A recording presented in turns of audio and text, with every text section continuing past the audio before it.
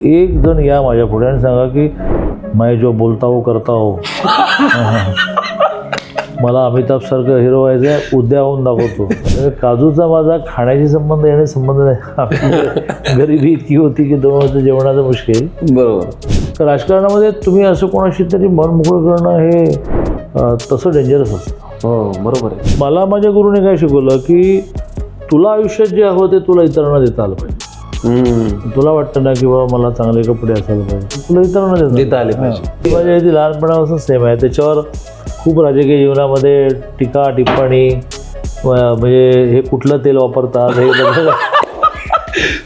हे मी कशानेच विचलित होत नाही. तुम्ही ज्यावेळेला हा सगळा गेम आहे म्हणूनच पाहता आणि त्याची ठाई तुम्हाला ज्यावेळेला अनुभूती येते की अरे हे मी ठरवलं होतं पण नाही तसं झालं नाही तर सगळं तू ठरवण्याशी काय जोडलं आहे. विद्यार्थी परिषदेमध्ये लिडरशिपचे सगळे गुण डेव्हलप होतात. सगळे आंदोलनं लीड करता, प्रश्न सोडवता विद्यार्थ्यांच्या आणि त्यामुळे बहुतांश विद्यार्थी परिषदेचे कार्यकर्ते हे नेक्स्ट स्टेपमध्ये राजकारणात जातात, जसे विनोद तावडे. नमस्कार, माझं नाव संकर्षण खराडे. खरं तर माझं काम आहे अभिनय करणं, नाटकात काम करणं, मालिकांमध्ये काम करणं, सिनेमांमध्ये काम करणं, स्क्रिप्ट लिहिणं. पण माझ्या कामापेक्षा वेगळं काम मी आज करायला इथे बसलेलो आहे. काय घराघरामध्ये आपल्याला न शिकवता एक गोष्ट आपण करतो आणि हल्ली तर ती फार उत्साहाने करतो, ती म्हणजे राजकारण्यांना नावं ठेवणे. कारण वातावरण तसं आहे, राजकारण काय गलिच्छ झालेलं आहे, हे काय असे वगैरे आपण सर्रास बोलत असतो. आम्हाला असं वाटतं की हे जे आपल्यापर्यंत पोचतं त्याच्यापेक्षा वेगळी बाजू त्यांच्या आयुष्याची नसेल का? तो माणूस म्हणून आपल्यासारखाही जगत असेल ना, तोही काहीतरी खात असेल, बायकोशी भांडत असेल, मुलांचे हट्ट पुरवत असेल. तर या उद्देशाने की आत्ता जे आपण घराघरात म्हणतो की राजकारण गढूळ झालं आहे, तर मला असं वाटतं की राजकारण असं आपण का म्हणतो, कारण आपण कुठल्याही माणसाला, व्यक्तीला पक्ष, जात, रंग ह्याच्यामध्ये पटकन वाटून घेतो. हे न वाटून घेता त्या माणसाविषयी काहीतरी वाटून घेण्याचा आमचा उद्देश आहे. आणि हा उद्देश घेऊन मी आज आलेलो आहे चंद्रकांत दादा पाटलांच्याकडे. नमस्कार. नमस्कार.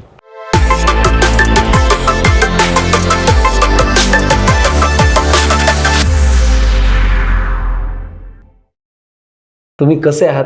बस अगदी मजेत. बरं, मला तुमच्याशी गप्पा मारायच्या आहेत. आणि तुम्हाला एक सांगू का सर? बरं, मी तुम्हाला काय म्हणू, मला आधी ते सांगा. काका म्हणू, मामा म्हणू, दादा? दादा म्हणतो. छानपैकी. तर एक तर आम्हाला कुठली ब्रेकिंग न्यूज नकोय, कुठलंही तुमचं राजकीय मत नकोय, आम्हाला काही हवा करायची नाही, पण आम्हाला तुमच्यातल्या माणसाविषयी जाणून घ्यायचंय, तुमच्यातल्या माणसाशी गप्पा मारायचं. चालेल तुम्हाला? फार वा. तर खूप मनापासून एक तुमचं स्वागत. तुम्हाला मी आज पहिल्यांदाच टी शर्ट मध्ये बघतोय. तुम्ही नेहमी वापरता असे कपडे? नाही, मी आत्ता कमी झालं, परंतु वर्षातून एकदा किमान बायकोला घेऊन महाबळेश्वरला जातो. तिथे टी शर्ट वापरायचं म्हणून घेतलेले बॅगेत असतात. अच्छा. मग कधीतरी वेगवेगळ्या प्रकारच्या मॉर्निंग वॉकला जाणाऱ्यांचे प्रोग्राम्स असतात, वॉकेथॉन वगैरे. त्याचं जर हिरवा झेंडा दाखवायला जायचं असेल तर मग आपण जरा थोडं कॅज्युअल जरा. पण अदरवाईज नाही. म्हणजे तुम्हाला राजकारणामधला माणूस या विषयामध्ये हा मुद्दा मी सुचवेन की त्याने काही जगा वेगळं केलं की तो लगेच चर्चेचा विषय. हो, खरंच आहे. आणि त्यामुळे त्याने आपलं लोकांना चर्चेला विषय न दिलेलं बरं असं. बरोबर बरोबर आहे. पण तुम्ही आत्ता म्हणालात बोलता बोलता की महाबळेश्वरला जातात वर्षातून एकदा. हा, गेले कोविड आणि त्याच्यानंतरची जी 2 वर्ष आहेत त्याच्यामध्ये बिलकुलच जमलं नाही. परंतु बाहेर फार आठवडा काढला, 10 दिवस काढला हे शक्य नसलं तरी मग किमान 3 दिवस महाबळेश्वरला जाणं असा वर्षानुवर्ष क्रम होता, तो थोडा मोडलाय आता. बरं, पण महाबळेश्वरच का जवळ आहे म्हणून फक्त? हा, आवडतं. बरं. आणि तेव्हा मग तुम्ही हे असे कपडे घालता. पण आज तुम्ही आमच्यासाठी म्हणजे तुम्ही एक छान वेगळ्या लुकमध्ये दिसताय आणि आम्हाला हेही आवडतंय. तुमचं मूळ गाव, गावाकडची माणसं, त्याच्याविषयी आम्हाला जाणून घ्यायला आवडेल. तुम्ही मूळ कोल्हापूरचे? कोल्हापूर जिल्ह्यामध्ये गारगोटी नावाचं एक प्रसिद्ध म्हणजे अशा अर्थाने तिथे मौनी विद्यापीठ नावाचं, जरी शिवाजी विद्यापीठाशी जोडलेलं असलं तरी विद्यापीठ म्हटल्यानंतर जेवढे कोर्सेस एका ठिकाणी मिळतात असं एकाच ठिकाणी कोर्सेस मिळणारं JP नाईकांनी उभं केलेलं कॅम्पस आहे. बरं. आणि त्यामुळे गारगोटी म्हणजे मौनी विद्यापीठ असं लोक विचारतात. त्याला लागून एक अतिशय छोटं पण 2 गावं आता एकमेकात मर्ज व्हायला निघाली असं खानापूर नावाचं माझं गाव आहे. बरं. पण माझे वडील लहानपणी, म्हणजे किती लहानपणी, वयाच्या 10व्या वर्षीच त्यांना अंदाज आला की बा 2.5 एकर कोरडवाहू शेतीमध्ये आपण लग्न, मुलं, संसार हे करूच शकत नाही. पण ते वयाच्या 10व्या वर्षी पळून मुंबईत गेले आणि मुंबईमध्ये एका कापडाच्या गिरणीमध्ये नोकरीला लागले. तर त्यांचं आयुष्य पूर्ण तिथेच गेलं. त्यामुळे माझा जन्म मुंबईत झाला. आणि मग नॉर्मली आपलं बालपण जिथे जातं तेच इतरांना असं वाटतं की याचं मूळ गाव आहे. त्यामुळे माझं गाव मुंबई. मुंबईला कामगार भाग जो आहे, रे रोड, तिथे माझं छोटंसं घर होतं. होतं असं झालं की ते आता पडलं. 30 वर्ष झाले ते रिबिल्डिंग होतच नाही आहे. आणि त्यामुळे मुंबईत जन्म झाला, मुंबईत शाळा झाली, मुंबईत कॉलेज झाली. कॉलेजला असताना मी विद्यार्थी परिषद संपर्कात आलो. अच्छा. आणि त्याच्यात अशी परंपरा आहे की काही वर्ष संघटनेसाठी विनावेतन घर सोडायचं, संघटना वाढवण्यासाठी. दरवर्षी एव्हरेज 500 जण नव्याने निघतात, मुलं मुली. आणि 500 जण बॅक टू पेव्हलियन पण आपल्या पर्सनल लाईफला जातात. तर ते 2 वर्षासाठी करा असं आव्हान असतं. आणि विद्यार्थी परिषद काम करत असताना मग काश्मीरचा प्रश्न, मग पंजाबचा प्रश्न, यातून तुमच्या मनात ती एक उर्मी निर्माण झाली असते की वा विद्यार्थी परिषद वाढली पाहिजे, देशातले प्रश्न संपले पाहिजेत. मग असे 500 जण म्हटल्याप्रमाणे 2 वर्ष निघतात. पण मग काही जण पुढे ते कंटिन्यू करतात. संघटनाही आग्रह करते त्याचं काम बघून, तर तू वाढव ना अजून एक काही वर्ष. तसं मी 80ला BCom झाल्या ते 2 वर्षासाठी घर सोडलं. तर 13 वर्षांनीच घरी गेलो. 13 वर्षांनी घरी गेलात? म्हणजे मध्ये जायचो, पण ही संन्यासी परंपरा असल्यामुळे म्हणजे नागरी वेशातला संन्यासी, भगवं परिधान नाही करत. बरोबर. पण सगळे संन्यासीचे नियम की ज्याच्यामध्ये तुम्हाला घर सोडायचं आहे ना, तर तुम्ही नाही ठरवायचं तुम्ही कुठे काम करणार, ते संघटना ठरवते. त्यानंतर जिथे जाल तिथे तुम्ही हॉटेलमध्ये जेवायचं नाही, कार्यकर्त्याच्या घरी जेवलं पाहिजे. मग कार्यकर्त्याच्या घरी नाही व्यवस्था झाली तर उपाशी झोपो, पण हॉटेलमध्ये नाही जेवायचं. गैरव्यवस्था मोठी आहे. झोपावं लागलं कधी उपाशी? बऱ्याच वेळेला. कारण मला त्या काळात ही कन्सेप्टच नीट रुजली नव्हती. तर मला निघाल्या म्हणजे घर सोडलं पहिला जिल्हा मिळाला जळगाव, जिथे मी पहिल्यांदाच गेलो. अच्छा. आणि तिथल्या लोकांना हा प्रकार नवीन होता. पूर्ण वेळ काय आहे, तो कशासाठी आला इथे, मग आम्ही त्याची काय व्यवस्था करायची वगैरे. तर एकाच दिवशी अशी स्टेज यायची की 7 दिवसाचे माझे 14 वार होते. कारण ते म्हणाले बाई एकाच घरी याला कुठे पाठवणार, तशी नाही स्थिती आमची विद्यार्थी परिषदेची. मग त्यांनी आमच्या वरच्या लोकांना विचारलं की बा आम्ही दुपारी वेगळं आणि संध्याकाळी वेगळं केलं. तर हां चालेल. मग 7 दिवसात 14 वार ठरले. त्यातल्या एकाच दिवशी त्या घराकडून काहीतरी अडचण आली की कुठली व्हायची, पण त्यात तुम्ही हॉटेलमध्ये जाऊन जेवणं हे अपेक्षित नाही, उपाशी झोपायचं वगैरे वगैरे वगैरे असे नियम आहेत. तर त्याच्यात मी काम करताना झालं वयाचे 33 वर्ष उजाडलं. आणि मग मात्र मला असं वाटायला लागलं की आपण आईवडिलांसाठी का घरी जायला पाहिजे. त्यात मग मी निर्णय केला की आपण आपल्या मूळ गावी जाऊ. मग मात्र मी 2 वर्ष माझ्या गावी सलग राहिलो, शेती केली, खूप लोकांना वेगवेगळ्या प्रकारची प्रशिक्षणं दिली. मग मला लोक कोल्हापूर जिल्ह्यातले म्हणाले, पण तुम्हाला मुंबईतलेच म्हणतात. त्यामुळे जन्म मुंबईमध्ये, मूळ गाव आयुष्याची मेजर वर्ष 2च, पण खूप फुलफ्लेज गावाला असं ते दोन्ही प्रकारचं माझं एका अर्थाने लाईफ झालं. बरोबर आहे. जसं माझं मूळ गाव आंबेजोगाई आहे, आंबेजोगाईचे कराडे आहोत. पण माझं जन्म आणि बालपण परभणीत गेल्यामुळे मी परभणीचा संकर्षण झालं, असं ते झालं. माझ्याकडे महाराष्ट्र, विदर्भ, गुजरात, गोवा 13 वर्ष होतं, 82 ते 95. महाराष्ट्र, विदर्भ म्हणून शासकीय महाराष्ट्र, अच्छा, गुजरात पूर्ण आणि गोवा यातला कुठलाच अंबाजोगाईसारखा तालुका असा नसेल की तिथे मी 25 वेळा नाही गेलो. बाप, ॲटलिस्ट तुमच्या अंबाजोगाईतल्या गल्ल्या तुम्हाला माहिती आहे, मला माहिती तुमचं योगेश्वरी महाविद्यालय, बरोबर, कोलेश्वर महाविद्यालय, सगळं कोलेश्वर महाविद्यालय, बरोबर आहे. वा. तर असं एक आंबेजोगाईचं कनेक्शन. पण तुमच्या आईवडिलांना तुम्ही काय व्हावं असं वाटायचं? हां दोघेही गिरणी कामगार होते, दोघेही ठार निरक्षर होते. शिक्षण झालंच नव्हतं? नाही, पण माझ्या वडिलांचं आश्चर्य म्हणजे की ते सगळे वर्तमानपत्र वाचू शकत होते. लिहिता एक शब्द येत नव्हता, लिहिता येत होते फक्त सही. असं काहीतरी विचित्र कॉम्बिनेशन होतं. आई तर पूर्ण ठार निरक्षर होते. बरं. त्यामुळे त्यांना मी कॉलेजमध्ये जाईन वगैरे काही विषयच नव्हता. त्यांना असं वाटत होतं की आमच्या मागोमाग मिलमध्ये येईल कामगार म्हणून. आणि कामगार म्हणजे किती कामगार, तर वडील मिलच्या कामगारांना चहा देणारं जे कॅन्टीन आहे त्यात किटली बॉय होते. म्हणजे मला समजायला लागल्यानंतर मी त्यांचा हजेरी पास वाचत होते, लिहिलं असतं तर किटली बॉय. पण हे काय आहे, तर ते म्हणायचे की नाही, ते किटली घेऊन चहा देणाऱ्याला किटली बॉय म्हणतात. आणि आई तर वेस्ट डिपार्टमेंटमध्ये होते. त्याचं स्वरूप असं होतं की सगळ्या कपडा मिलमधला सगळा कचरा तिथे आला, त्यातून किमती वस्तू काही जात नाही ना, हे झाडून बघायचं. तर त्या काळात मी मास्क पाहिला, म्हणजे मास्क आता बरोबर, ते कण वगैरे तोंडात जाऊन त्यामुळे मास्क लावणं आणि साडी खराब होऊ नये म्हणून आपण स्वयंपाकाला जो apron apron वापरतो वापरतो. सगळं. हां. तर त्यामुळे त्यांची कल्पना की रडत खडत हा त्यावेळेला 11वी होती, त्या होईल आणि मग आपल्या बिलमध्ये आपण सांगू चिकटवून देऊ. हां, ते चिकटवून चिकटवून देणे एक आपल्याकडे हे आहे ना की द्या पोराला चिकटवून वगैरे. पण मी आणि माझी बहीण का माहीत नाही, परंतु दोघेही शिक्षणात खूप जिद्दी होतो. मग आम्ही आईवडिलांशी रोज भांडायचो की काय महानगरपालिकेची शाळा, आम्हाला बऱ्याच शाळेत जाऊ दे. ते म्हणाले मग तुम्ही कमवा तर जाऊ शकाल. मग आम्ही दोघे मिळून सकाळी त्या काळामध्ये काचेच्या बॉटलमधून दूध मिळायचं आणि दुधाचं खूप शॉर्टेज होतं, त्याचं ब्लॅक मार्केटिंग चालायचं. आणि मग ते दूध मिळण्यासाठी तुम्हाला एक कार्ड दिलं जायचं, रेशनिंग कार्ड. तर सकाळी एवढ्या लवकर दूध आणायला न जाणारी जी मंडळी आहेत ती 3 रुपये दरमहा, म्हणजे 10 पैसे पर डेने तुम्हाला ते बॉटल त्यांच्या वतीने आणायचं काम द्यायचे. मग ती सगळी कार्ड गोळा करायची आणि मग तिथे त्या 2 क्रेटमध्ये बॉटल घेऊन जायचं की तो सगळ्यांचे दूध दिले की मग त्यांना पोचवायचे. तर त्याचे दर दिवशी किती पैसे? 10 पैसे, 10 पैसे, महिन्याला 3 रुपये. 3 रुपये. तर पण ते दिवाळीतले फटाके अशातून आम्हीच आईवडिलांपेक्षा जास्त कमवायला लागलो. पण त्यामुळे मग आता जा. मग मी दादाच्या किंग जॉर्ज म्हणून त्या काळात प्रसिद्ध शाळा होती, ज्यानंतर राजा शिवाजी म्हणतात. तर दोघेही त्या शाळेत गेलो. ते मुलींच्या आणि तुमची बहीण दोघेही. अच्छा. आणि ती माझ्यापेक्षा 2 वर्षांनी मोठी. मग ती त्यामुळे मुंबईतली खूप चांगली नर्स झाली. कारण तिने मग 11वी गेल्यानंतर ती म्हणाली की मी आता नाही जात कॉलेजला, म्हणून ती सेंट जॉर्जेस नर्सिंगला गेली. तिथेच लागली ती. परवा रिटायर झाली आणि मुंबईतली खूप चांगली नर्स म्हणून अनेक अवॉर्ड्स तिला मिळाले.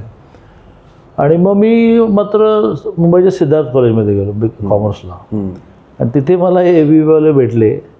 मग त्यांची आदिवासी भागातली शिबिरं, आसामचं आंदोलन, फंक्शन, मार्गच बदलला. त्यामुळे जेव्हा मी घरी असा विषय काढला तेव्हा त्यांना कळेच ना की ते म्हणाले की पगार मिळणार आहे का. त्यांना वाटलं की असं ते कुठेतरी जातो ना आपण नोकरीच्या निमित्ताने. म्हटलं काही पगार मिळणार नाही. खूप बोंबाबोंब झाली घरी. पण मी ठरवलं होतं की नाही आपण करायचं. मग 2 वर्षानंतर मी परत येईन, कारण माझ्या मग बाकीच्या सहकार्याने सांगितलं मग 2 वर्षासाठी जातात, 10 मिनिटं जातो.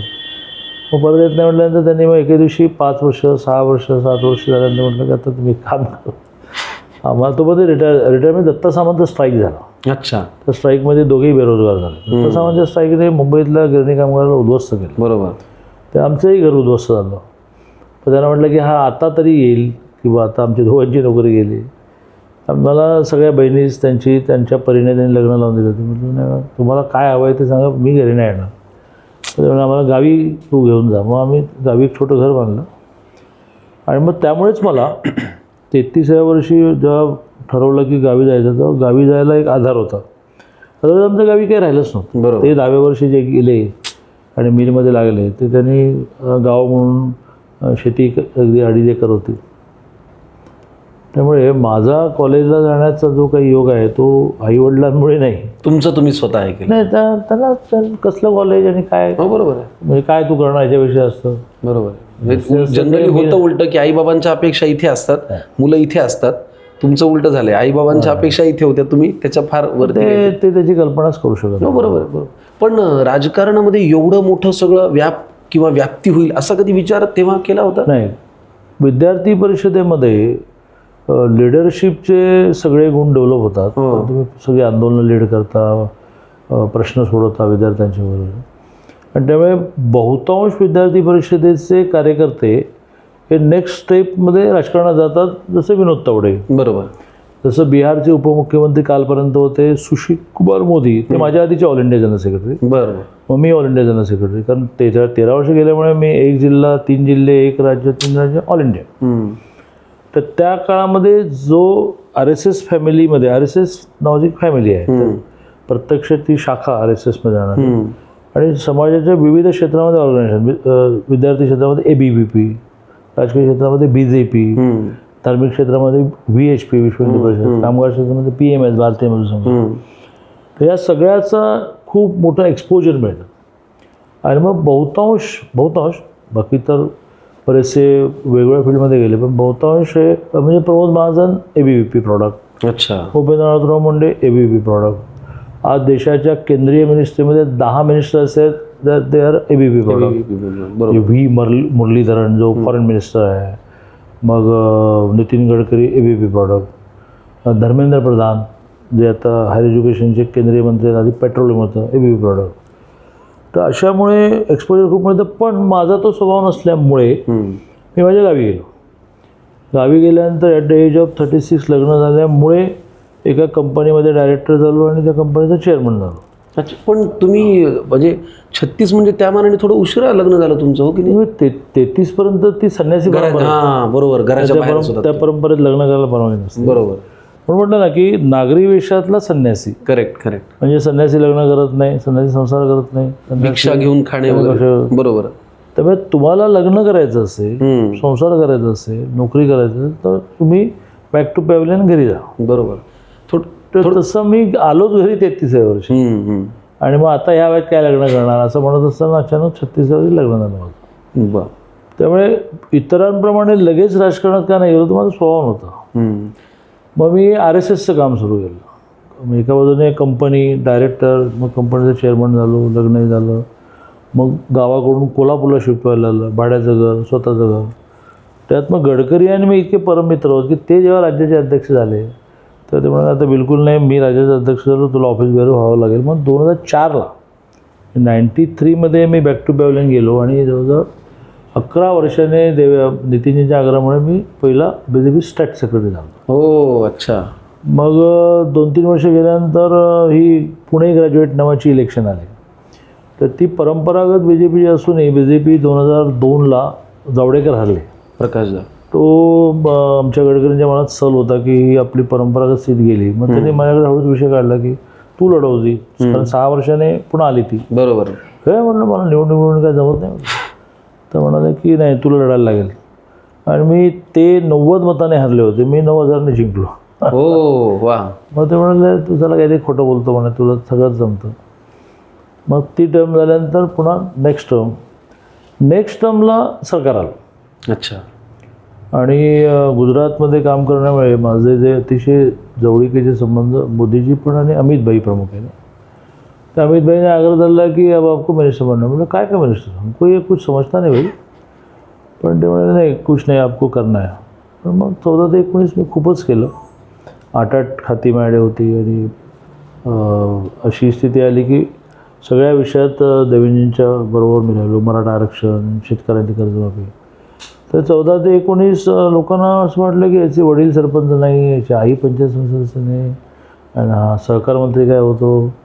सहकार मंत्री होताना मला अनेक म्हणाले की बघ तुझी पतसंस्था नाही, तुझी बँक नाही, तुझं साखर कारखाना नाही, तू सूतगिरणी नाही, तू सहकार मंत्री म्हणून काय करणार. काय माहिती, अमित भाईने सांगितलं झालो. मग मी अमित भाईंना प्रश्न विचारला की बाबा तू मला काय केलं, तुझं हे काहीच नाही आहे म्हणून तुला गेलं. तर तुझा काही इंटरेस्ट रेट होणार नाही. बरोबर. तर आता त्या फ्लोमध्ये मग राज्याचा अध्यक्ष झालो. सरकार गेलं. हो. आणि सरकार जाण्याआधी 4 महिने मला राज्याचा अध्यक्ष टेम्पररी गेलो होतो. मग सरकार या पुस्तक कंटिन्यू करू. मग राज्याचा अध्यक्ष एकदा झालो, राज्याचा अध्यक्ष 2दा झालो, पुन्हा सरकार आलं, पुन्हा मिनिस्टर झालो. असा तो एक त्याचा काही माझ्या घरचं बाळूकडू काही नाही. बरोबर. किंवा तसा तुमचा मोटिव्ह नव्हता की आपण हे मोटिव्ह पण नव्हता आणि पिंड पण नव्हतं आणि तसं बॅकग्राऊंडही नव्हतं. बरं, तुम्ही लहानपणीचा विषय काढलात, गिरणी कामगार वगैरे या सगळ्या गोष्टी विषयी बोललात. लहानपण तसं कष्टाचं होतं ना. खूपच. एका पदार्थाशी तुमची लहानपणीची आठवण जोडलेली आहे. मला तो पदार्थ द्या बरं जरा. तिची काय आठवण आहे ती तुम्ही सांगा मला. काजूशी तुमचं लहानपण जोडल्या गेलेलं असं आम्हाला. काजूशी माझं लहानपण नाही. ज्या वेळेला मी गावी गेलो त्यावेळेला शेती तेवढीच होती 2.5 एकर. मग आता गावी काय करायचं. तुम्ही अभ्यास करताना लक्षात आलं की आपल्या भागामध्ये काजू बी खूप होते पण काजू गर नाही होत. अच्छा. मग मी आणि माझा भाचा आम्ही माणगाव जवळ, सावंतवाडीजवळ माणगाव, ते त्याचं ट्रेनिंग सेंटर आहे. पोलादपूरच्या अलीकडे. नाही, पोलादपूरचं माणगाव मोठं. अच्छा. हां. एक छोटं गाव आहे. बरं. अगदी सावंतवाडीपासून 16 किलोमीटर. तिथे आंब्याचा पल्प कसा करायचा, काजू बीचा काजू करायचा, खूप चांगली संस्था आहे. RSSने उभी केली. तसं तुम्हाला ते तसं मग आम्ही शिकलो. मग हा माझा भाचा करायचा आणि मी कोल्हापूर मार्केटमध्ये जाऊन विकायचो. त्यामुळे काजूचा माझा खाण्याशी संबंध येणे संबंध नाही. गरिबी इतकी होती की 2 वेळचं जेवणाचं मुश्किल. बरोबर. पण मी तो काजू कारखाना छोटा सुरू केला, अनेकांना मग सुरू करायला लावला. आमच्या भागामध्ये मी त्याची एक मोठी चेन उभी केली. अरे बोंबलाला 40 रुपये किलोने तुम्ही बी विकता, 5 किलो बीचं घर तयार होतं म्हणजे 200 गेले आणि 400 रुपयाला घर विकला जातो. तो खूप आता आमच्या सगळ्या बेल्टमध्ये खूप काजूचे कारखाने आहेत. अच्छा. आजरा, चंदगड, गडिंग्लज. तर तो संबंध आहे, खाण्याचा संबंध जास्त नाही. नाही, मी लहान म्हणून तेच म्हणजे कष्टाशी लहानपणी निगडीत आमचा त्याचा- खाण्याच्या पदार्थाचा संबंध आला असेल, काय खायला आला असं? असेल हां. आला असेल तर तुमच्या पुण्यात मिळत नाही. त्याला बुरून पाव म्हणतात. म्हणजे तुमच्या इथल्या बहुतेक इराण्याच्या हॉटेलमध्ये मिळतो हो. कडक पाव. कडक पाव, बरोबर बरोबर. तो आम्हाला सकाळी मिळणार. त्याच्यावरती हल्ली आम्ही आजकाल काय करतो, नाटकाच्या प्रयोगाला निघताना मस्त बटर लावायचं लावायचं. आणि थोडी साखर घालायची. हो. तो इतका छान इराणाच्या हॉटेलमध्ये तसाच मिळतो. बरोबर बरोबर. म्हणजे असं तो कडक असल्यामुळे सुरीने कापायचा. मस्त लागतो. पण आम्हाला सकाळी तो मिळणं म्हणजे मोठी मेजवानीच होते. हाच विषय आपण थोडा पुढे नेऊ. तुम्हाला घरात काय खायला आवडतं, कशाची फरमाईश वगैरे करता तुम्ही? नाही, या 13 वर्ष बाहेर राहण्यामुळे आणि कंपल्सरी घरी जेवण्यामुळे माझ्या चॉईस नावाचा विषयच मी संपवून टाकला. आणि मुळात आमच्या लहानपणी आम्ही काही घरी चॉईस सांगणार होतो, आज आम्हाला असं काही खायचं आहे, ते मारत पडला असं. आणि मग निघालो संन्यासी म्हणून, ज्याच्यामध्ये घरोघर जेवताना त्या घरच्या गृहिणीने जे केलंय ते खायचं आणि ते अतिशय उत्तम झालं असं म्हणायचं. वा वा वा. असं आम्हाला संस्कार मिळाल्यामुळे आणि ते म्हणजे एकदा 13 वर्ष केल्यामुळे माझा काही चॉईस नाही उरलं. त्यामुळे बायको खूप मला म्हणते, इतका प्रवास करतो. आता मी 3 तारखेला गेलो होतो घरी, त्याच्यानंतर आता 21ला जाईल, 16-17 दिवसानंतर. म्हणजे कोल्हापूरला ते 3 तासाला आहे. तुम्हाला शक्यच होत नाही ना इतके. बरोबर बरोबर. तर त्यावेळेला ती आग्रहाने आदल्या दिवशी विचारणार की उद्या काय करायचं. म्हणून काय करायचं, काय जे केलं ते काय. बरं, घरी कोण कोण असतं तुमच्या?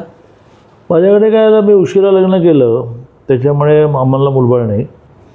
त्यामुळे बायको, मी, तिची आई, माझी आई आता गेली. त्यामुळे तिचं कुटुंब इथे तळेगावला होतं. तिचा भाऊ लंडनला सेटल झाला. अच्छा. मग आमचं लग्न करतानाच ॲग्रीमेंट असं होतं की बघ, तू माझ्या आईवडिलांची काळजी करणार असेल तर मी करेन. हो. म्हणलं काही अडचण नाही. मग लग्नानंतर 1 वर्षभरात आम्ही तळेगावून त्यांना कोल्हापूरला शिफ्ट केलं. बरं. त्यामुळे त्या शिफ्टिंगनंतर काही वर्ष वडील होते तेही गेले. माझे वडील आधीच गेले होते, माझी आई 1 वर्षापूर्वी गेले. आता घरी तिची आई, ती आणि मी असं तिघेजण. अच्छा. आणि तुमच्या ताई ज्यांच्याविषयी तुम्ही मगाशी बोलला? सगळ्या लग्नावरून कुठे कुठे, म्हणजे एक आहे सानपाडा मुंबई, बरं, एक आहे भांडूप मुंबई, त्यानंतर एक आहे माझं जे घर होतं जे तिला मी दिलं आणि आता पडल्यामुळे तिला ट्रान्झिट कॅम्पमध्ये सायनला मिळालं. अशा माझ्या बहिणी लग्न होऊन त्यांच्या घरी आहेत. बरोबर. त्यामुळे भाऊ वगैरे नसल्यामुळे. पण जेव्हा स्ट्रेसफुल एवढं लाईफ आहे, एवढा सगळा प्रवास आहे, खाणं पिणं बाहेर होतं, असं घरी येण्याच्या वेळाने, पण तुम्ही आज मला एका गोष्टीचं मला फार भारी वाटलं की तुम्ही म्हणाला होतात की मी 8:45-9 पर्यंत येईन आणि बरोबर तुमची गाडी 8:45ला दारात आली होती. तर मला फार छान वाटलं. असं मला समोरचाही वेळेवर आला नाही किंवा मी वेळेवर गेलो नाही तर मी असा अँक्शियस होतो. पण एक मला जाणवलं, आता तुम्ही मंत्री आहात, तुमची गाडी अशी वाव वाव वाव वाव नाही, म्हणजे शांततेत आली. नाही, मोदीजींनी ते पंतप्रधान झाल्यानंतर हा आदेश देशभरात काढला की हे जे VIP कल्चर आहे ते बंद करून टाका. हां, तर तुमची गाडी ही नॉर्मल गाडी आहे. करेक्ट. तुम्हाला सिक्युरिटी लागते कारण काहीतरी गडबड होते वगैरे वगैरे, पण त्या सिक्युरिटीलाही कडक सूचना द्यायच्या असतात की तुम्ही सायरन फार वाजवू नका. अच्छा. असं त्यांनी, मोदीजींनी अशा अनेक गोष्टी केल्या. अच्छा. मग त्यांचं बघून महाराष्ट्रामध्ये मी काही केल्या, मग सगळ्या मंत्र्यांनी फॉलो केलं. जसं कुठल्याही शहरात आम्ही गेलो की आम्हाला सलामी असायची आणि ते बिचारे सलामी दिल्याशिवाय हलवू शकत नव्हते. मंत्री 2-3 तास लेट जाणार आणि मुळात सलामी कन्सेप्ट मला मान्य होती. मग मी माझ्या लेवलला माझी बंद केली. अच्छा. एके दिवशी देवेंजी आणि मी रायगड जिल्ह्यामध्ये एका कार्यक्रमाला जाताना हेलिकॉप्टरने खाली उतरत होतो. तर त्यांची सलामी मुख्यमंत्र्यांची खूप मोठी असते, आमची 7 जणांची असते, त्यांची 35 जणांची असते. बापरे. मग ते खाली उतरताना ते सगळं खाली बघितलं की सलामीची तयारी झाली आहे. अरे काय एकदा बंद केलं पाहिजे. मी केव्हाच बंद केलं, काय म्हणतो म्हणून, आजपासून माझंही बंद करून टाकतो. मग त्यांनी अक्षरशः हेलिकॉप्टरमधून GR काढला की यापुढे कोणाही मिनिस्टरला सलामी मिळणार नाही. हो. अच्छा. कारण मला त्याचं श्रेय सगळं मोदीजींना जातं. हो, तेच. मोदीजींचा हाही आग्रह आहे की CM सहित कोणीही सिग्नल ऑफ करायचे नाहीत. तर नॉर्मली काय असतं की त्याला मुवमेंट म्हणतात. हो. त्या मुवमेंटच्या वेळेला ती मुवमेंट जाईपर्यंत तुम्हाला सगळ्या गाड्या त्या ठिकाणी थांबवायला. हो हो हो. पण इकडेही ना देवेंद्रजी ना एकनाथजी नाही तर राजस्थानचे नव्याने मुख्यमंत्री झाले, सगळ्यांनी निर्णय केला की बाबा आम्ही आमच्या नॉर्मल सिग्नलला थांबणार, सिग्नल सुरू झाला की जाऊ. किती छान. वा. तर त्यामुळे ते मला आता जाणवलं की शांततेत गाडी आली, म्हणजे मला कळलंच नाही की तुम्ही आलात कधी. तर मला विचारायचं हे होतं की स्ट्रेसफुल लाईफमध्ये जेव्हा घरी येता असं वाटत नाही का की कुणाशी तरी बोलायचं असतं काहीतरी, तर मग अशा वेळेला काय करता तुम्ही? एकतर सकाळी उठल्या उठल्या एक आणि रात्री झोपण्यापूर्वी एक, बायकोशी खूप नेहमीच फोन करतो एक. अच्छा. आणि माझी स्वतःची आध्यात्मिक साधना पुढचं बहुतेक माझं डेस्टिनेशन तेच राहील की ती खूप एका स्टेजला चालली आहे की ज्याच्यामध्ये तुम्ही ज्यावेळेला हा सगळा गेम आहे म्हणूनच पाहता आणि त्याची ठाई तुम्हाला ज्यावेळेला अनुभूती येते की बरे हे मी ठरवलं होतं पण नाही तसं झालं, नाही तसं झालं कारण तू ठरवण्याशी काय जोडलं आहे. उदाहरणार्थ 2019चं गव्हर्नमेंट जाणं काही कारणच नव्हतं. बरोबर. 161 जण आले होते निवडून, दोघांची मिळून 144 लागतात मुख्यमंत्री व्हायला, 29 अपक्ष होते, म्हणजे जवळजवळ 190 होतात, पण गेलं गव्हर्नमेंट. तर त्याचा समजा आणि कोणाला ते त्रास झाला असेल की काय रे हातातोंडाशी असणं घाल, मला काय त्रास झाला. मला असं वाटलं की बा हे ठरलं होतं तसंच झालं, विधिलिखित आहे. वा. मग त्याला मी आणखीन सोपी थिअरी मांडतो की बा जगात 800 कोटी लोक राहतात, त्यातल्या प्रत्येकाच्या प्रत्येक सेकंदाचं ठरलेलं. आता आज आम्ही आमच्या पुरंदरचे माजी आमदार अशोकजी त्यांच्या वाढदिवसाला त्यांच्या घरी गेलो, आमच्या प्रोग्राममध्येच नव्हता. त्यामुळे जेव्हा त्यांनी बारामतीत आग्रह धरला, बारामतीत कळलं, माझ्याकडे नेहमी कॅडबरी असतात, त्यांना स्टेजवर एक कॅडबरी दिली की म्हटलं वाढदिवसाच्या शुभेच्छा वगैरे. पण ते ठीक आहे कॅडबरी दिली, मला खूप आनंद झाला. मग वाटेत माझ्या घरी या ना, मी गेलो. मग घरी गेलो तर मग घरच्यांचा नव्याने परिचय झाला, घरच्यांनी कलिंगड खायला दिलं. मग एक छोटंसं फंक्शन त्यांनी ठरवूनच ठेवलं होतं घरी. त्यात मी हे मांडलं की दाणे दाणे पर लिखाय खाणे वाले ना, तुमच्या घरातल्या कलिंगडावर माझं नाव होतं. तर या लेवलला मी खूप गेलो आता. त्यामुळे मी मला कोल्हापूरहून पुण्याला शिफ्ट व्हायला सांगितलं. रोज उठून बातम्या अजूनही येतातच आहेत की हे लोकसभा लढवणार आहेत. मी पुण्याची सीट घोषित पण झाली. मग मध्येच कोणीतरी सुरू केलं माढ्याला मी लढणार, तर काही त्याचं लॉजिक नाही. पण लोक माझ्याबद्दल स्टोऱ्या करतात. मग लोक म्हणतात नाही अजून कोल्हापूर डिक्लेअर नाही झाली, बहुतेक ते कोल्हापूर लढणार. मी एन्जॉय करतो, म्हणतो की हा लढायची असेल तर ठरलंच असेल. बरोबर, जे आहे ठरलेलं. त्यामुळे मला 14 ते 19 मध्ये 8 पोर्टफोलिओ होते. मी अघोषित उपमुख्यमंत्री होतो, कारण विधान परिषदेचा जो नेता असतो तो एका अर्थाने उपमुख्यमंत्री असतो. पण त्या काळात उपमुख्यमंत्री पोस्ट आम्ही क्रिएट नाही केली, ती मुख्यमंत्र्यांनी ठरवली तर क्रिएट करायची असते. त्याचं आता 2-2 केले. तर तो रँक असूनही मला कुठलाच दिवस रात्री झोप लागली नाही असं झालंच नाही. आडवं पडलं की झोपून जायचं. किती छान. पण तरीही दिसणाऱ्या शरीराला कोणाशी तरी बोलावंच लागतं, ते म्हणजे बायकोशी बोलणं. तर राजकारणामध्ये तुम्ही असं कोणाशी तरी मन मोकळं करणं हे तसं डेंजरस असतं. हो बरोबर आहे. ते स्वतःकडे ठेवणार आहे आणि कोणाला ते सांगणार आहे आणि कोणाला ते सांगण्यातून त्यातून काही प्रॉब्लेम होणार. बरोबर बरोबर आहे. त्यामुळे तुम्हाला ते फार जपायला लागतं. बरोबर. मग राजकारणाबद्दल असं पत्नीशी बोलता रेग्युलर सकाळ आणि संध्याकाळ. ती राजकारणाची नसल्यामुळे तिला त्याची काही सोर्स होतं की नाही. बरोबर. ती 4 सल्लेही देऊ शकते मला ती जी शरीरशास्त्राची थिअरी आहे किंवा तुम्ही बोलल्याने तुमचं मन हलकं होतं, तसं मी करतो. बरोबर. पण एक कधीतरी असं होत असेल ना की आता मला सुद्धा ना कधी कधी खूप कष्ट झाले तरी रात्री थोडं रडू येतं की थकलोय आता मी. असं कधी होतं का की भावनिक झालोय, मला आत्ता कोणाशी तरी बोलायचं आहे, असं होतं कधी? आणि जे बाहेर आपण कोणाशीच बोलू शकत नाही. नाही, मला आठवतच नाही. म्हणजे जसं मी तुम्हाला म्हटलं की ज्या दिवशी निर्णय झाला की आता सरकार उद्धवजींचं बनणार, तर अख्ख्या महाराष्ट्रात लोक हळहळले. असं म्हटलं की ठीक आहे, एवढंच होतं आता. आणि मग आलं. आणि मी आणि देवेंद्र इतके मित्र आहोत की ते प्रत्येक स्टेजला मला इन्व्हॉल्व करतात. तसं त्यांनी आल्याचं तर मजाच आहे ती, तर तो आपला राजकारणाविषयी नाही. पण 10 जूनला राज्यसभेची 1 सीट जादा BJPने जिंकली, समोरच्यांची 12 मतं वळवून. लगेच 10 दिवसांनी विधान परिषदेला 32 मतं वळवून विधान परिषदेची 1 सीट मिळवली. त्यामुळे क्लिअर झालं की आता सरकारचा दावा करायला हरकत नाही. तर त्यावेळेला त्यांनी मला हा विधान परिषद निकाल लागताना काळात म्हटलं की दादा आपल्या एका ठिकाणी लवकर जायचं आहे. लवकर आता निकाल लागला, फटाके वाजतात, पुढे जायचं, पूर्ण गाडीत बस. मला त्यांनी सांगितलं की गेली पहिली बॅच सुरतला गेली. त्यामुळे त्यावेळेलाही मी एक्साईट झालो नाही. कशा? कारण आम्हाला 33 महिने सरकार नसताना खूप छळलं याला उद्धवजींनी आणि पवारांनी. म्हणजे कुठल्याही क्षणी त्यांनी आमच्या देवेंद्रजींना, गिरीश महाजनांना जेलमध्ये टाकलंच असतं.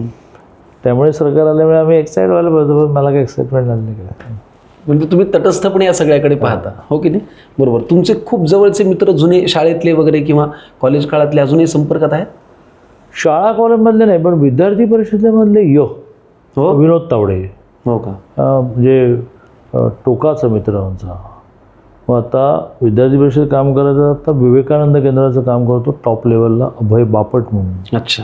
असे खूप झाले विद्यार्थी परिषद. त्यावेळेच्या काही आता काम तर आहे, तुम्ही एकनिष्ठ राहून करायचात, पण खोडकरपणा काही करायचं शाळेतल्या आयुष्यातल्या काही, की धिंगाणा केला? जसं आम्ही काही आमच्या परभणीला आमच्या सायकलवर जाताना कोणाच तरी कानात ओरडणे, धिंगाणा करणे, काय खूप खोड्या, तशा खोड्या तुम्ही काही केल्यात कधी लहानपणी? नाही, विद्यार्थी परिषदेमध्ये आमची जी अधिवेशनं होतात, मग ती कधी जयपूरला असतात, कधी बंगलोरला असतात, मग महाराष्ट्राची कधी परभणीला असतात, कधी औरंगाबादला असतात, आणि आमची शिबिरं होतात आदिवासी भागामध्ये.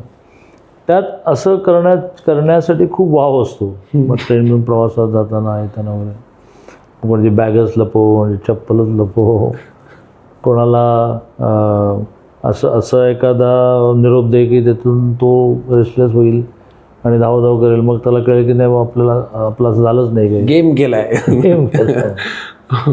तर अशा गमती जमती होत राहतात. सिनेमे वगैरे पाहता तुम्ही नाटक पाहता हे तर मला माहिती आहे. नाही, मी सिनेमा मंत्री होईपर्यंत मुळात मी 2 व्हीलरवर फिरायचो. माझी ॲक्टिवा होती, म्हणजे आहे ती घरी पडून आहे, आणि माझ्या घरातला मुलगा तो काम करणारा वापरतो. त्यामुळे रात्री 9 ते 12च्या सिनेमाला कोल्हापूरच्या पार्वती थिएटरमध्ये जायचं. तिथे आजही एक लेडी तिकीट चेकर आहे. अच्छा. ते लांबून पाहिले की म्हणायचे आले बाबा हे. खूप सिनेमा आहे. पण जसा मंत्री झालो तशा सगळ्याच्या मर्यादा झाल्या. मला एकाने सुचवलं की मेट्रो थिएटरमध्ये वरती एक VIP साठी खूप चांगलं डेव्हलप केलं आहे, तर तिथे अजूनमधून तुम्ही बघा. मग एकदा गेलो मी. कुठला पाहिला होता आठवते? तो नाही आठवणार, पण आम्ही गेलो आणि त्याने अजून 2-3 मिनिस्टरांना इन्व्हाइट केलं. पण त्याही दिवशी मला असं वाटलं किंवा घरी एखादा सिनेमा पाहणं वेगळं, पण ऑल द वे थिएटरमध्ये जाण्यातून लोकांना असं वाटेल की अरे बा यांना इतका वेळ कुठून मिळतो थिएटरला सिनेमे पाहताय. नाटकं तर मला प्रचंड. हो, कारण मला आठवतं एका कार्यक्रमात तुम्ही चीफ गेस्ट होतात आणि त्याच्यानंतर माझ्या नाटकाचा प्रयोग होतात. तुमचा नियोजित प्लॅन होता. मी तुम्हाला म्हणलं सर नाही, मी बघा ना, तुम्ही पाहून गेला इंटरव्हल होऊन, म्हणून मी तुम्हाला त्याचा एंड विचारला. हो. तर मला फार छान वाटलं की आपण म्हणलं. त्यावेळेला नाना पाटेकर वगैरे डायरेक्ट स्टेजवर असायचे ना. अच्छा. मला खूप आवडायचं. पण असं असतं ना की आता जसं माझे बाबा बँकेत लागले तेव्हा अमिताभ बच्चन सारखी हेअरस्टाईल करून फिरायचे, बेल बॉटम पॅन्ट. त्यांनी शराबी 43 वेळेला पाहिला आणि आमच्याकडे आजही ती तिकीट आहेत.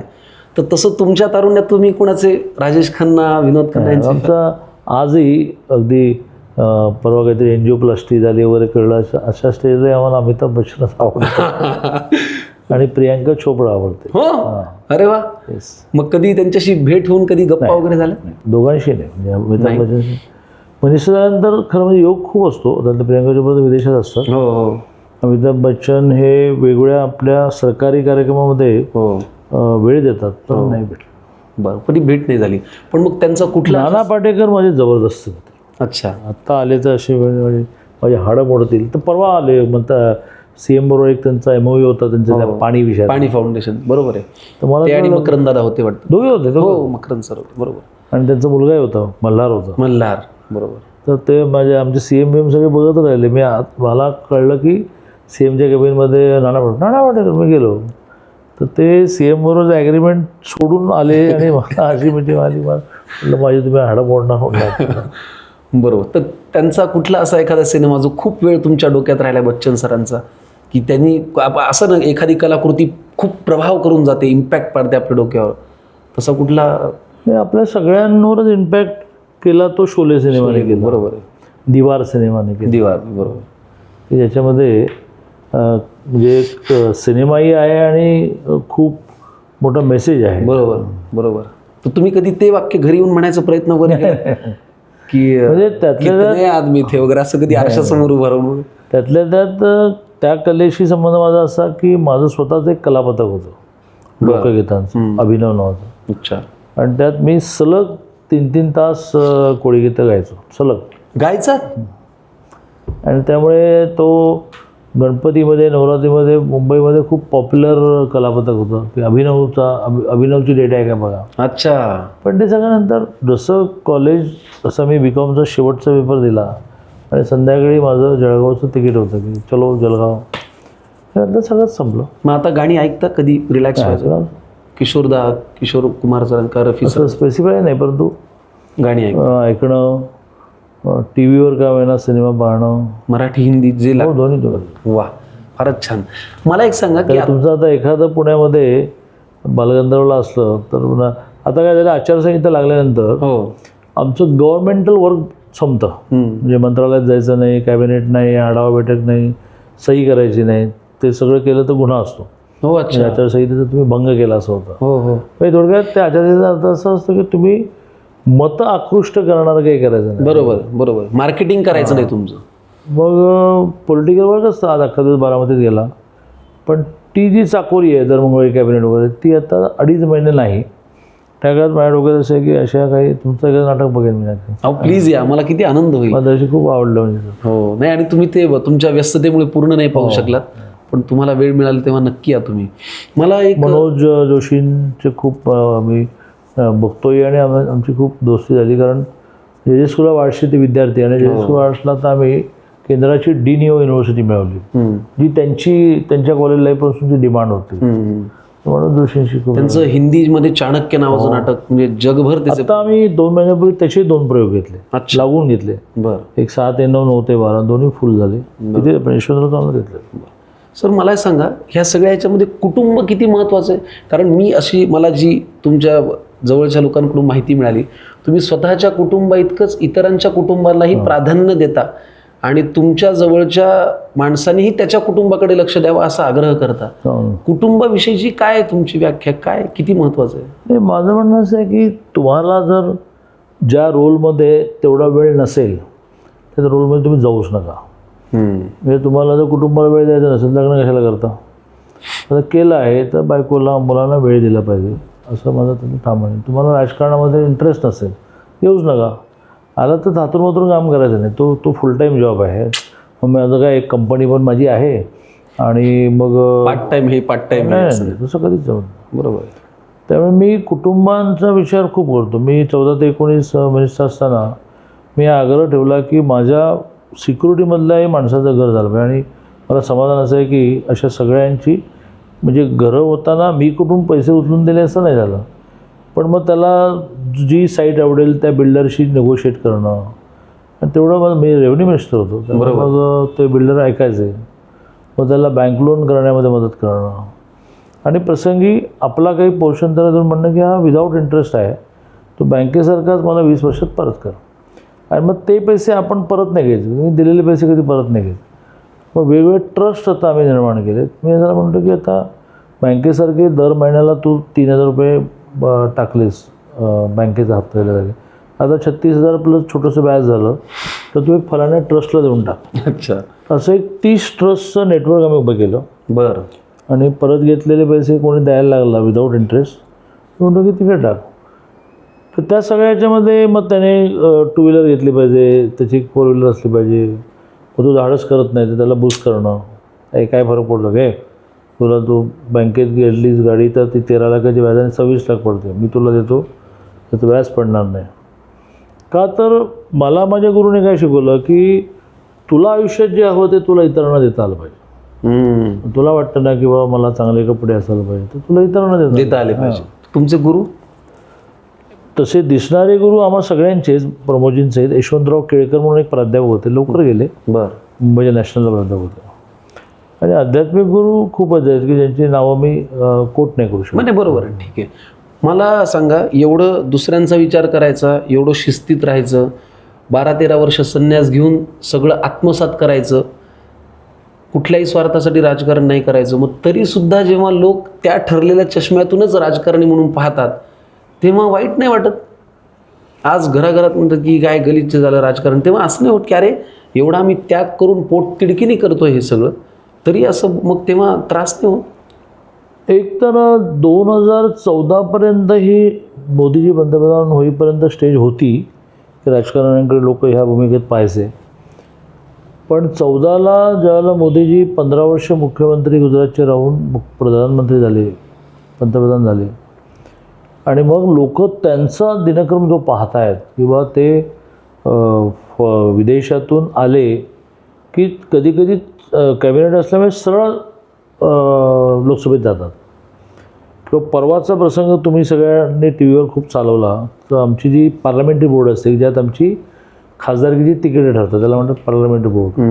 तर ते पार्लमेंटरी बोर्ड हे त्यांच्या उपस्थित होतं आणि त्यांचा देशातल्या एवढ्या 572 सीट्सचा सर्वेच्या आधारे आणि ब्रीफिंग घेण्याची तयारी असल्यामुळे खूप अभ्यास असतो, त्यामुळे प्रत्येक सीटवर ते मत मांडतात. तर त्यात एक एक स्टेट आत जातं. चलो महाराष्ट्र, मग महाराष्ट्राच्या आज काय 48पैकी 20 जागा नक्की झाल्या. अच्छा, उरलेल्या 28 नंतर बघू, ह्यावर असा विचार करा, ह्यावर असा विचार, असं. तर पहाटे 3ला संपले. तर 3ला ते घरी जाताना सगळ्या टी व्हीने दाखवलं आणि पुन्हा ते 8ला आसाममधल्या 5 कार्यक्रमांनी बाहेर पडले. तर ते खूप आता तेव्हापासून लोकांना असं वाटतं की नाही बा, आपल्याला जे दिसलं प्रामुख्याने 4 चित्र नाही, 4 ते 14 कोयला घोटाळा आणि हे ते वगैरे, तसं चित्र नाही. असं मग देवेंद्रजी महाराष्ट्रामध्ये आणखीन जवळचं उदाहरण लोकांना दिसलं. देवेंद्रजींचं असंच देणं आजही आहे, ते कधी 3च्या आधी झोपतच नाहीत. म्हणजे 3 वाजता त्यांची अमिताभ बच्चन वगैरेची पण भेट होते. मी जे अनेक वेळा पाहिली आहे की मी गेलो म्हटलं काय झालं आत्मा, अमिताभ बच्चन वाजले किती, ते म्हणलं त्यांना असं विचारलं की मला सगळं आटोपर्यंत रात्री 2ला शक्य आहे. तेही म्हणाले असेल की चालेल. तरीही ते सकाळी 8, 8:30, 9ला कुठेतरी विमान घेऊन प्रवासाला निघाले बघतात. बापरे. त्यामुळे देवेंद्रजीचे वडील आमदार होते, पण देवेंद्रजी हे मंत्री आधी झालेच नाही, डायरेक्ट मुख्यमंत्री झाले. बरोबर. म्हणजे अनेक खाती सांभाळत अनेक वर्ष वेटिंग असं नाही झालं. आणि तरीही लोकांना ते अपील झाल्याचं कारण त्यांनी ही इमेज स्वतःची उभी केली की बा अशी गडकरी नाही उभी केली. अशी उदाहरणं हळूहळू वाढायला लागली. त्यामुळे आता ते चित्र तसं कमी होईल असं माझं मत आहे. बरोबर. पण दुसऱ्या बाजूने त्याच वेळेला वेगळ्या म्हणजे भारतीय जनता पार्टीचे सगळेच चांगले आहेत आणि काँग्रेस पार्टी असं मला म्हणायचं नाही. पण मग त्याच वेळेला कुठल्या तरी अन्य राज्यामध्ये काँग्रेसच्या म्हणजे काही राज्यात आहेत ना सरकार त्यांची, तिथले काहीतरी प्रकरणं बाहेर पडतात. मग पुन्हा लोकांना वाटतं की काय चाललं वगैरे. पण याच्यामध्ये लोकांनी असं जवळून पाहिलं नाही की किती हेवी लाईफ आहे. किंवा 3 वाजता पार्लमेंट बोर्ड आठवून घरी जातात आणि पुन्हा 8 वाजता 5 कार्यक्रम आसाममध्ये करायला बाहेर पडतात. याची जास्त चर्चा नाही होत. बरोबर. त्यामुळे प्रॉब्लेम आहे. ठीक आहे. तुम्ही ते रील वगैरे पाहता इंस्टाग्राम, फेसबुक? हो बरोबर. मग ते कधी कधी टाइमपास म्हणून ते पाहून आपण हसतो बिसतो, तशी त्याचाही आनंद घेता? हो अगदी. कधी कधी काही तर रात्री एक शिवाय मी झोपत नाही. 11:30, 12ला माझे फोन संपले की मी त्यावर जास्त वेळ देतो. रील पाहता सगळं म्हणजे एकूणच सोशल मीडिया चेक करणं, रील्स पाहणं. आणि 1ला का तर मला एखादा तरी फोन हा 12:30, 1ला येऊ शकतो. मग अर्धवेळ झोपण्यापेक्षा मी नियमच केला की 1च्या आधी झोपायचंच नाही. बरोबर. आणि 11:30, 12ला मेजर फोनचा लोड कमी झाला की हे सगळं चेक करायचं. बरोबर. हे छान मस्त घर आहे तुमचं. म्हणजे खूप.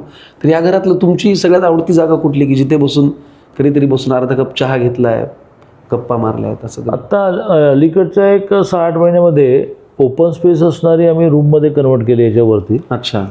त्या रूममध्ये खूप निवांतपणा मिळतो. मग तिथे पायाला ते जे एक हीट काढण्यासाठीचं एक मशीन आहे. अच्छा. ते तिथे लावलं आहे. कुठे सकाळच्या वेळेला सायकलिंग करण्यासाठी लावलं आहे वगैरे. त्यामुळे ती अशी एक रूम आहे की तिथे मला एक्सक्लुझिव्ह राहता येतं. म्हणजे वर जरी कोणी आला मला भेटायला तर तो समोर बेडरूमकडे जातो, कारण बऱ्यापैकी माझी सगळी मंगेश देशपांडेवर मुलंच आहेत, त्यामुळे त्यांना परवानगी आहे वरती यायला.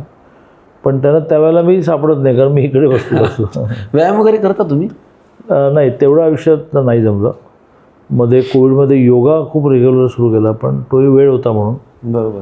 सकाळ जी सुरू होते ती फोनने सुरू होती. हो खरंच आहे, पण ती घराघरात आहे. आमचे आम्हाला बाबा, मी त्यांना नेहमी म्हणतो, अहो बाबा तुम्ही लुंगी नीट करायच्या आधी मोबाईल घेता आणि सगळ्या नातेवाईकांना गुड मॉर्निंगचं मेसेज, ते इतकं घर नाही, मला प्रोएक्टिव्हली काही करावंच लागत नाही समोर.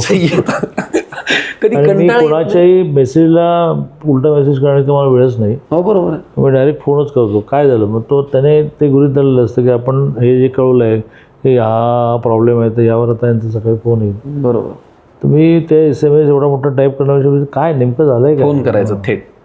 बरोबर. तर मोबाईल आता ते काय आवश्यकही झाले आणि सगळ्या गोष्टी आहेत.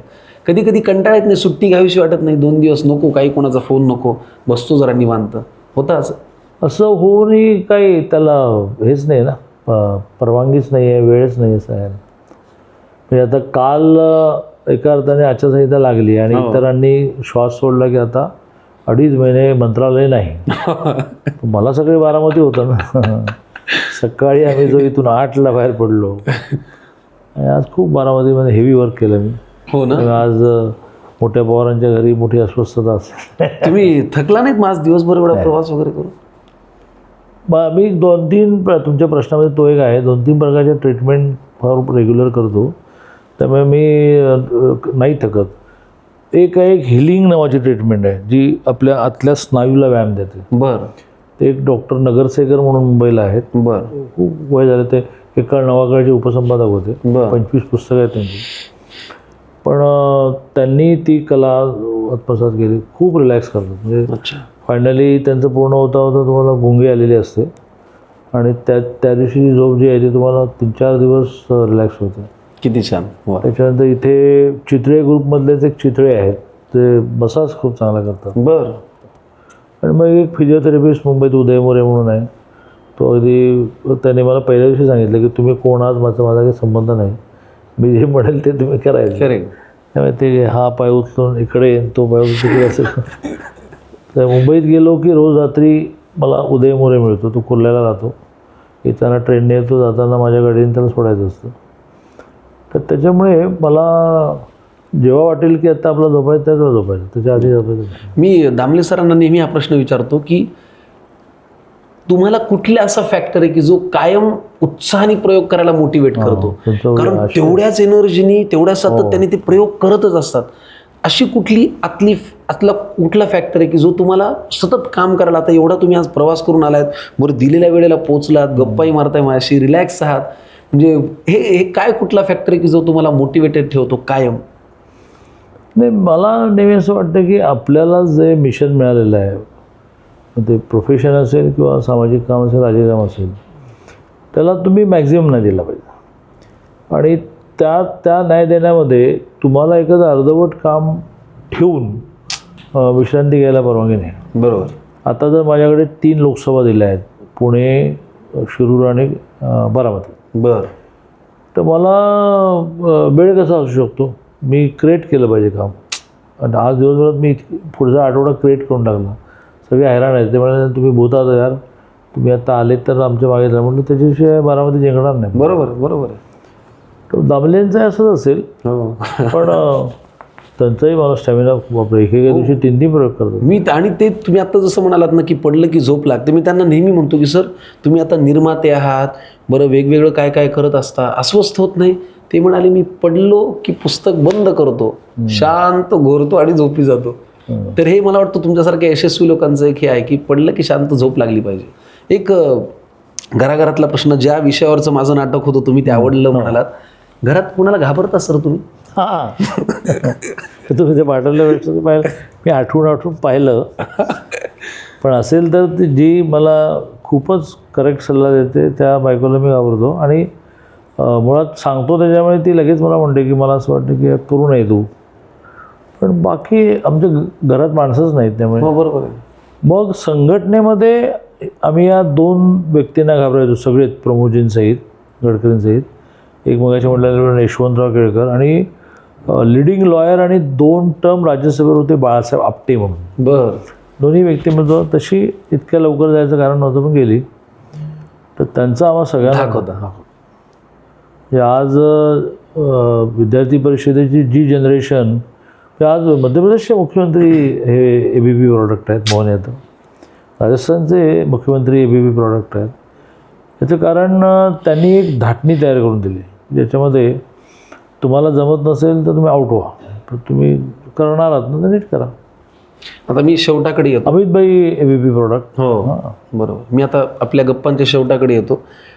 तुम्ही जेव्हा केव्हा आता तुम्ही म्हणालात की आपल्या जिथे आहे जेवढं आहे तेवढं विधिलिखित आपल्याला ते मिळतं, दाणे दाणे पे लिखा आहे. तसं ज्या दिवशी तुम्ही रिटायरमेंटपर्यंत याल किंवा आता तुम्ही बस माझ्या एवढं होतं आणि त्याच्यानंतर तुमच्याविषयी काय बोललं जावं असं तुम्हाला वाटतं माणूस म्हणून? कारण मी तुमच्या भोवतालच्या ज्या लोकांशी बोललो ते म्हणाले की तुम्ही खूप संवेदनशील आहात. म्हणजे राजकारण म्हटल्यानंतर जसा चेहरा लागतो, कणखरपणा, स्वभावातला जो एक, तुम्ही त्याच्या अगदी विरुद्ध आहात तरी तुम्ही एवढं यशस्वीपणे काम करून दाखवलं आहे. काय बोललं जावं माणूस म्हणून तुमच्याविषयी असं तुम्हाला वाटतं?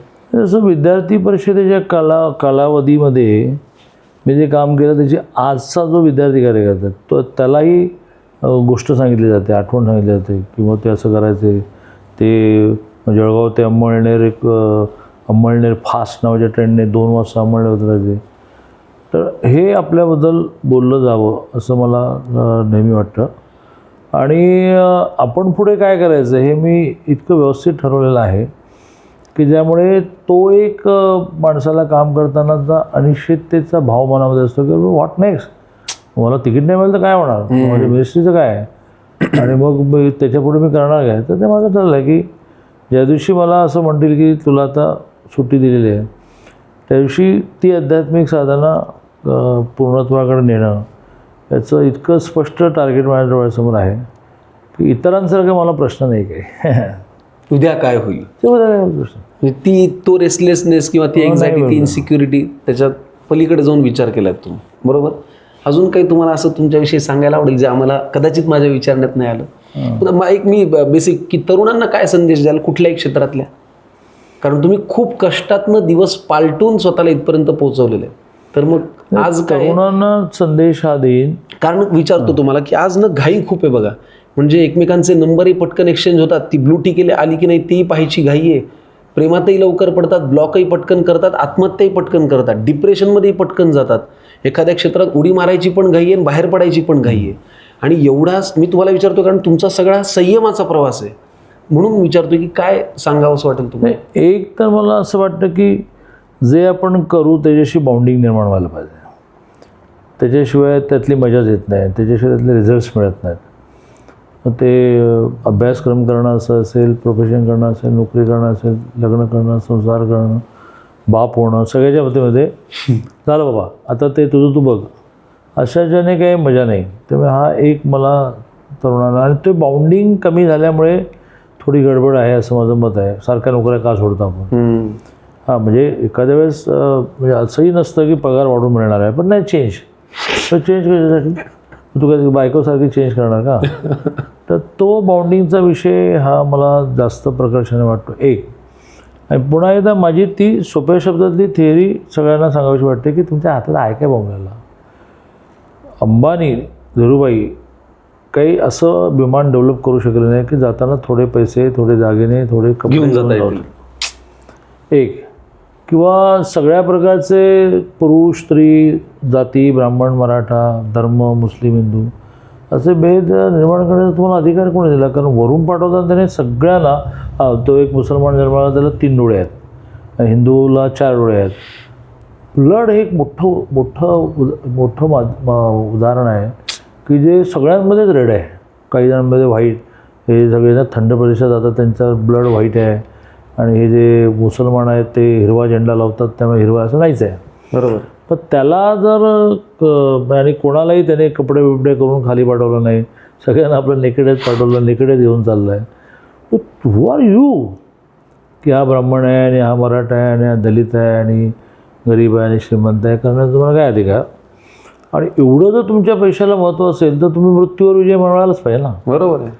ते कुठल्याच शास्त्राला जमलं नाही किंवा ते या निष्कर्षावर झालं की अवघड आहे. बरोबर. फक्त आपलं वय वाढवता येईल. तर ही थिअरी अतिशय सोप्या शब्दात समजून घेतल्याशिवाय, ज्याला म्हणतात ना की बिंदास होणं, त्याच्यासारखं टेन्शन, ते जे सगळं आत्महत्या वगैरे प्रकरण झालं ते त्याच्यातून झालेलं आहे. किंवा मला हे मिळालं नाही, हे मिळालं नाही तर मला नशिबात नव्हतं, असेल तर मिळेल. म्हणजे मी मगाशी म्हटल्याप्रमाणे व्यवसाय करायला लागलो माझं लग्न झाल्यामुळे, आणि मग कंपनीचा डायरेक्टर मग चेअरमन झालो, आणि प्रचंड मंदी आली आणि प्रचंड लॉस. दरमहा 10% व्याजाने, म्हणजे वर्षाला 120% व्याजाने मी पैसे वापरायचे. आणि कधी आमदार झालो, कधी मिनिस्टर झालो. हे पण तुम्ही काहीतरी पाप केल्यामुळे झालं असं नव्हतं की व्यवसायात तुम्हाला लॉस आला आणि तुम्हाला हेवी इंटरेस्ट. आणि तुम्ही काही घराची परंपरा असताना आमदार झालात, मंत्री झालात, यासाठी पण काहीतरी तुम्ही व्यवस्थित केले, ट्रेनिंग इन्स्टिट्यूटमध्ये गेलात, आमदार कसं व्हायचं, मिनिस्टर कसं, काही झालं नाही. बरोबर. सोपं नाही आहे, पण संयमाचा खेळ आहे सगळं. नाही, मग त्या थेअरीशिवाय तो संयम येणं अशक्य आहे. बरोबर आहे. त्याच्यामुळे तुम्ही जिथे काम करताय त्या कंपनीवर तुमचं प्रेम असू द्या, कामावर प्रेम असू द्या, घाई करू नका, संयम ठेवा, हळूहळू सगळं होत राहील. आणि महत्त्वाची गोष्ट, आपल्या हातात काही नाही आहे. सगळ्यात मी तरुणांना असं म्हणेन की एक जण या माझ्या पुढे आणि सांगा की मैं जो बोलता हो करता हो, मला अमिताभसारखं हिरो व्हायचं आहे, उद्या होऊन दाखवतो, असं एकाने मला दाखवा. मला एकदम आत्ता वेगळेच तुम्ही दिसलात. मैं जो बोलता हो करता. काही डायलॉग्स तुम्हाला जुने तुमच्या याच्यातले लक्षात आहेत की तेव्हा फार मजा यायची वगैरे ऐकायला? आज मी बारामतीत जाऊन पवारांना डायलॉग दिलेला आहे. कारण ते तुम्हाला माहिती असेल, ते 19ला सरकार नाही आल्याचं कारण शरद पवारांनी उद्धवजींना आणि काँग्रेसला कन्व्हिन्स केले की आपण वेगळे, ते असं खुणावून बोलवतात ना बाहेर, तसं केलं नाही. त्यामुळे म्हटलं की बस तो जो आमच्या नेतृत्वाला फसवल्याचा आमच्या मनामध्ये सल आहे, खदखद आहे, सल आहे. सल आहे. त्यामुळे आम्ही, म्हणजे प्रत्येकाने प्रश्न मला विचारला की तुमचा वोटर घड्याळावर बटन दाबणार? हो, दाबणार. कारण आमच्या मनात जो सल आहे तो निमित्ताने आम्हाला काढायचा आहे म्हणून. बरोबर. तर त्यावेळेला मी म्हणजे त्यावेळेला राजकारणाची आवश्यकता असते. बरोबर. कधी कधी असं म्हणतो की हम किसी को टोकेंगे नाही, किसी टोका तो छोडेंगे भी नाही. क्या बात आहे. वा. तसं माझे आजोबा मला काही वाक्य, ते आपण जुने लोक असतात ना, त्यांची काही वाक्य ठरलेली असतात, ठराविक फंडे. तर मला ते नेहमी म्हणायचे की कुठल्याही क्षेत्रात काम कर, काही कर, ऐसी जगह बैठ कोई न बोले उठ, ऐसी बात कहे कोई न बोले झूठ. हे मला आजोबांनी इतकं निक्षून शिकवलं होतं. हे आमच्या संघटनेमध्ये मी रोज म्हणतो. मला कोणीतरी एक फोन करतो की ते दिल्लीत उद्या बैठक आहे, तुम्हाला निरोप नाही आला. म्हटलं मी अपेक्षित असेल तर येईन, पण तुम्ही येऊन एकदा विचारा ना की मला अजून निरोप नाही आला. म्हटलं ना, ऐसी जगह, मी हेच बघतो म्हणा, ऐसी जगह बैठ की कोई नाही बोलवत, असेल माझी गरज तर मला बोलवते म्हटलं. बरोबर आहे. अदरवाईज त्यांनी ठरवलं असेल की आता 20 जागा घोषित झाल्या, उरलेल्या आता आम्ही 2-4 जण मिळून घोषित करू. एक प्रश्न मला विचारायचा राहिला. जसे कलाकारांचे फॅन्स असतात, राजकारण्यांचे खूप फॅन्स असतात, त्यांच्यावरती जीव ओवाळून टाकणारी माणसं असतात. असा एक कधी फॅन मुवमेंट तुमच्या बाबतीत झाला की सर तुम्ही हे केल्यामुळे माझं हे, असं कितीतरी झालं असेल एखादी गोष्ट? की कारण कधी कधी म्हातारी माणसं हातात हात घेतात आणि म्हणतात की तुझं भलं, तो डोक्यावरून फिरलेला हात, अशी एखादी पावती जी कायम लक्षात राहिली तुमच्या, की जे तुमच्या हातून भलं झालं बाबा? 3 महिन्यापूर्वी तृतीयपंथी एक मुलगी LLB झाली. बरं. काय म्हणायचं मलाही कधी प्रश्न पडतो. तृतीयपंथी एवढंच म्हणू. LLB झाली आणि तिला LLMला ॲडमिशन घ्यायचं होतं. बरं. आणि आपल्याकडे ह्या सगळ्या प्रोफेशनल कोर्सेसला CET आहे. हो. तर त्या CETचं खूप आम्ही, म्हणजे विशेषतः मी शिक्षण झाल्यापासून खूप सायंटिफिक सॉफ्टवेअर डेव्हलप केलेलं आहे. ते कोणाला ओपनच होत नाही, त्या दिवशी लॉकच होऊन जातं. तसं तिला फॉर्म वेळेत भरता आला नाही आणि लॉक झालं. मग माझ्याकडे तो विषय आला आणि मी, माझा जो कमिशनर आहे वारभुवन म्हणून, तर म्हटलं की नहीं साहब ये प्रॉब्लम हो जाएगी, इसके लिए फिर आपको फाइल तैयार करनी पड़ेगी और मुझे आदेश देना पड़ेगा. म्हटलं माझ्या PS ला करा फाईल तयार, आदेश दिला. मग त्या तृतीयपंथीला LLMला CETचं सॉफ्टवेअर ओपन करून ॲडमिशन मिळालं. वा. तेव्हा मुंबईतले 20-25 तृतीयपंथी मिळून आमच्या बंगल्यावर, म्हणजे आमचे सगळे बंगले लोक घाबरलेच होते की हे काय आहे म्हणून. तर ते पेढी घेऊन आल्यानंतर मला असं वाटलं की वा, दिस इज लाईफ. म्हटलं समाधान मिळालं. हां, समाधान मिळालं. किती छान. मग आता त्याच्या पुढे जाऊन आता महाराष्ट्र शासनाने तृतीयपंथींचं एक धोरणही तयार केलं. म्हणजे ही माझी गोष्ट ही सगळ्या एकनाथजींपर्यंत पोहोचली आणि मग त्याच्यावर एक नवीन धोरण तयार झालं. छान. वा. आईबाबांची आठवण येते आता एवढा प्रवास झाल्यावर सगळं? हां, असं म्हणजे आपल्याला आता बायकोशिवाय कोणी राहिलं नाही असं एक जी जाणीव असते. पण बहिणी आहेत त्यामुळे चालू असतं. पण आणि विद्यार्थी परिषदेतले मित्र खूपच आहेत. जसं मी विनोद चौले केला, इकडे राजेश पांडे म्हणून आहे, बरोबर. त्यांचा मित्र आहे मला वाटतं राजेश. तो आत्ता मी आज सकाळी दिवसभर 12 एकत्रच होतो. तुम्हाला खूप शुभेच्छा. बोलता बोलता अध्यात्माचाही बरेचदा उल्लेख झाला, तर मग आमच्याकडून एक तुम्हाला छोटीशी हो, मूर्ती, येस येस येस, काय म्हणू आता त्याला, खरं तर ही हाँ अशा- बस यही है मेरा. हो की नाही? बाकी- आम्हाला हे माहिती होतं की तुमची मी परमेश्वर एकच मानतो, बाकी सगळी ही त्या वेळची चांगली माणसं. त्यावेळेला एक गणपतराव नावाचे चांगले माणूस झाले, ते गणपती झाले. किती छान. हां, किंवा त्यावेळेला अतिशय बुद्धिमान कोणीतरी सरस्वती झाले. ते निर्माता एवढा एकच आहे, बाकी कोण. आम्हाला माहिती आहे की तुमची यांच्यावरती खूप श्रद्धा आहे. आणि मी हे दादांना देण्यापूर्वी परत एकदा तुम्हाला सांगतो, आजच्या आमच्या गप्पांमध्ये कुठेही राजकीय उद्देश, हेतू, स्वार्थ न प्रश्नांमध्ये होता न उत्तरांमध्ये होता. आम्हाला तुमच्यातल्या माणसाशी गप्पा मारता येईल याचा आम्हाला निरतिशय आनंद आहे. तुमच्या कुटुंबाविषयी, आईबाबांविषयी, करिअरविषयी, संघर्षाविषयी, त्रासाविषयी, घराविषयी, बायकोविषयी, तब्येतीविषयी आम्हाला बोलता आलं, याचाच आम्हाला खूप आनंद आहे. Yes, sir. आणि ही तुमच्यासाठी मी पण तुम्हाला धन्यवाद देतो की अशा निमित्ताने आपण सगळ्या इतिहासामध्ये डोकावतो की कसे आम्ही सकाळी दुधाचे क्रेट घेऊन जायचो. बरोबर आहे. वा, खूप छान. तुम्हाला नमस्कार, तुम्हाला खूप शुभेच्छा. येस, आणि छान ठणठणीत राहा. तुम्हाला शुभेच्छा. तुम्ही प्रशांत दामलेसाठी दिवसाला 3-3 नाटकं. नक्की. बरं, एक विचारायचं राहिलं, तुमची हेअरस्टाईल खूप युनिक आहे बरं का. म्हणजे लहानपणी माझी आई मला असा तेल लावून असा चापून चोपून भांग पाडायची, मला त्याची आठवण आली. तर ही तुम्ही माझ्या इथे लहानपणापासून सेम आहे. त्याच्यावर खूप राजकीय जीवनामध्ये टीका टिप्पणी, म्हणजे हे कुठलं तेल वापरतात हे बघा. अशा मी कशानेच विचलित होत नाही. मग त्यांना मी फोन करून विचारतो, ज्या जितेंद्र आव्हाड एकदा म्हणाला की कुठलं तेल वापरतो. मग मी म्हटलं जितेंद्र आव्हाड तुला खरंच माहिती नसेल तर मग मी पाठवतो. बरं यार, तू पण कमाल करतो, राजकारण असं म्हणायचं असतं. हो, तर म्हणायचं असतं तर केस तेल. आता म्हटलं राजकारणात तुम्ही बेडूक, साप सगळे आणले आहेत. आता जी सभा चालू आहे शिवाजी पार्कवर, त्याचं उद्या जे वृत्त येईल त्याला तंगडी तोडीन, दांड्याने ठोकेन, असे सगळे वाक्प्रयोग झाले असते. बरोबर. वा, पण फार छान वाटलं आणि आनंद मिळाला मला तुम्हाला भेटून. तुम्हाला खूप मनापासून खूप बरं नमस्कार. वाटलं की